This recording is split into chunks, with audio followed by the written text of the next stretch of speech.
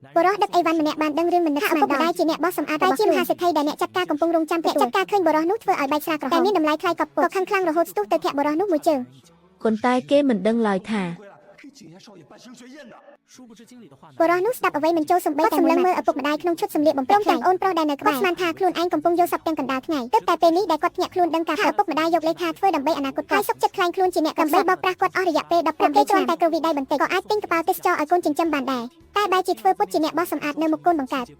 តបងប្អូនដែលកំពុងមើលវីដេអូនេះសូមជួយចុចបេះដូងម្នាក់មួយផងដើម្បីទទួលបានលាភសំណាងគ្រប់គ្នាអាហារដែលពួកគេយកមកឲ្យកូនបង្កើតហូបគឺជាអាហារសេសសល់ដែលសំបីឆ្កែក៏មិនស៊ីគេចង់ឲ្យកូនរៀនរស់ក្នុងភាពលំបាកតែគេមិនដឹងទេថាការពុតផោ18ឆ្នាំនេះកំពុងតែបំផ្លាញជីវិតកូន5ម្នាក់ដូចគាត់ហូបមិនឆ្អែតស្លៀកមិនគ្រប់រហូតធ្វើឲ្យខ្វះជីវជាតិខ្លាយជាមហារីកក្រពះឥឡូវនេះជីវិតគាត់សល់ពេលតែមួយខែចុងក្រោយដើម្បីសន្សំលុយទុកឲ្យឪពុកម្ដាយមុនពេលគាត់ស្លាប់គាត់ខំធ្វើការថែមម៉ោងទាំងយប់ថ្ងៃយ៉ាងលំបាកទើបតែថ្ងៃនេះដែលគាត់ដឹងថាពុកម៉ែដែលខ្លួនបារម្ភគឺជាមហាសេដ្ឋីមានទ្រព្យសម្បត្តិពេលនេះកំហឹងរបស់គាត់បានផ្ទុះឡើងដល់កំពូលគាត់ស្លុតចិត្តរហូតរបូតដៃធ្វើឲ្យបែកដប់ស្រាតែមានតម្លៃថ្លៃខ្ចាយពេញដេកចាត់ការក៏ចាប់បង្ខំឲ្យគាត់លុតជង្គង់សុំទោសសេដ្ឋីបានហើយកូនប្រុសខ្ញុំប្រឡងចប់សាកលវិទ្យាល័យខ្ញុំសប្បាយចិត្តណាស់ស្រាតម្លៃប៉ុន្មានសែននេះបែកក៏បែកទៅខ្ញុំមិនខ្វល់ឡើយខ្ញុំមានលុយសោះគាត់ពាក់ម៉ាស់ឪពុកម្ដាយចំណាំមុខគាត់មិនបានអ្នកចាត់ការប្រញាប់ដេញគាត់ចេញទៅក្រៅភ្លាមព្រោះខ្លាចសេដ្ឋីបដូរចិត្តវិញរួចទាមទារសំណងរឿងស្រាដែលបែកពេលនេះកូនយើងរៀនចប់ហើយថែមទាំងប្រឡងចប់លេខ1ទៀតផងមិនខុសបំណងដែលយើងលក្ខឋានៈជាមហាសេដ្ឋីរាប់ឆ្នាំមកនេះខំចិញ្ចឹមតាមបែបអ្នកក៏ប្រដៅយ៉ាងយកចិត្តទុកដាក់ដល់ពេលដែលត្រូវប្រាប់ការពិតដល់គេហើយ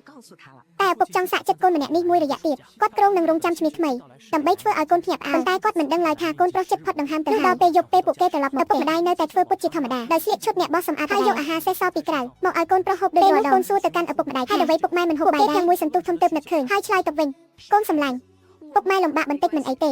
េអីវ៉ាន់នៅក្នុងផ្ទះនេះត្រូវទុកឲ្យកូនមុនគេជានិច្ចបន្ទាប់មកម្ដាយក៏ដកស្បែកជើងដល់ថោកមួយគូមកបង្ហាញប្រាប់ថាជាកាដូដែលកូនប្រឡងចប់លេខ1ប្រចាំខែទទួលយកស្បែកជើងនោះទាំងទឹកមុខស្ងប់ស្ងាត់រួចក៏ប្រាប់ពុកម៉ែថាខ្លួនកំពុងមានជំងឺចង់សុំលុយខ្លះដើម្បីទៅជួបគ្រូពេទ្យនេះជាលើកដំបូងក្នុងជីវិតតែគាត់ថាមាត់សុំលុយអ្នកផ្ទះមិននឹកស្មានថាពេលនេះកូនចិញ្ចឹមដើរចេញមកនិយាយបង្ខូចឈ្មោះគេចោទថាបរិះនោះដើរដេកសន្តាគារជាមួយស្រីមិនលុះថ្ងៃសុំលុយយកទៅព្យាបាលរោគស្រីញីតែប៉ុណ្ណោះ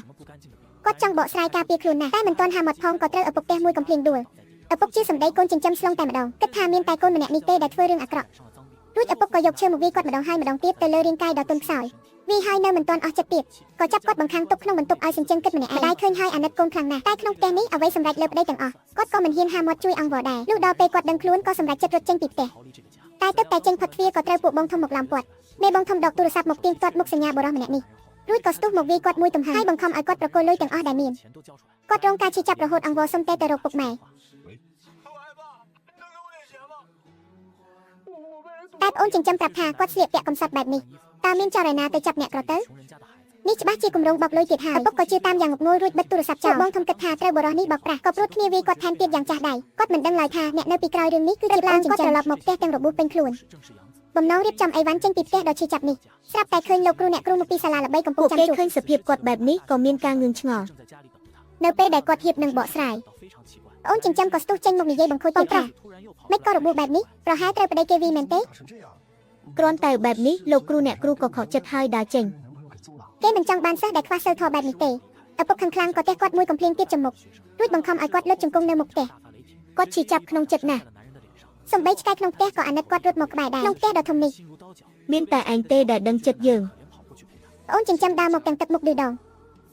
ឆ្កែក៏ព្រុសដាក់គេមិនឈប់គេខឹងក៏ទាត់ឆ្កែនោះមួយជើងខ្ទាបទៅឆ្ងាយគាត់ឃើញបែបនេះក៏ស្ទុះទៅច្រានប្អូនចិញ្ចឹមចេញឪពុកម្ដាយយឺសំឡេងក៏ប្រញាប់រត់មកមើលតែប្អូនចោទថាគាត់ព្រួតគ្នាធ្វើបាបខ្លួនដើម្បីដាក់ទោសកូនប្រុសឲ្យរៀងចាឪពុកដែលកំពុងខឹងក៏បោកសម្លាប់ឆ្កែនោះយប់ឡើងគាត់កំពុងតែសោកសៅរឿងបាត់បង់សាច់ឆ្កែមិននឹកស្មានថាពុកម៉ែយកឆ្កែនេះថាបើហូបនឹងលើកលែងទោសគាត់ធំក្លិនក៏ក្អួតឈាមចេញមករួចក៏សន្លប់បាត់ស្មារតីនៅចំពោះមុខពួកគេពុកម៉ែភ័យក៏ប្រញាប់បញ្ជូនគាត់ទៅមន្ទីរពេទ្យម៉ែបន្ទោសប្តីថាចិត្តដាច់ពេកជាមួយកូនអូនចិញ្ចឹមនៅតែមិនឈប់និយាយសម្ដែងធ្វើជាឈឺដើម្បីបោកលុយកូនម្នាក់នេះសម្ដែងបានល្អណាស់ឪពុកម្ដាយស្លន់ស្លោរហូតបញ្ជូនទៅពេទ្យគ្រាន់តែឃើញកូនចុះបន្ទប់ផ្ទះកាត់ម្ដាយចាប់ផ្ដើមបន្ទោសប្តីភ្លាមថាធ្វើបាបកូនខ្លាំងពេកហើយតែប្អូនចិញ្ចឹមនៅតែមិនព្រមឈប់គេនៅតែនិយាយបង្ខូចថាបងប្រុសកំពុងសម្ដែងដើម្បីទាមទារការយកចិត្តទុកដាក់កុំទៅជឿគេអីពុកម៉ែវាគ្រាន់តែជាល្បិចប៉ុណ្ណោះប្អូនចិញ្ចឹមនៅតែបន្តចាប់ប្រកាន់មិនឈប់ស្រាប់តែពេលនោះលោកគ្រូពេទ្យដើរចេញមកខ្ញុំជាឪពុករបស់គេកូនខ្ញុំវាកំពុងសម្ដែងមែនទេលោកគ្រូស្អីទៅលោកគេសល់ពេលរស់នៅមិនបានប៉ុន្មានថ្ងៃផងបើមានបំណងអ្វីប្រញាប់បំពេញឲ្យគេទៅលោកគ្រូពេទ្យមានន័យថាម៉េចកូនលោកកើតមហារីកដំណាក់កាលចុងក្រោយគ្មានផ្លូវព្យាបាលទៀតទេ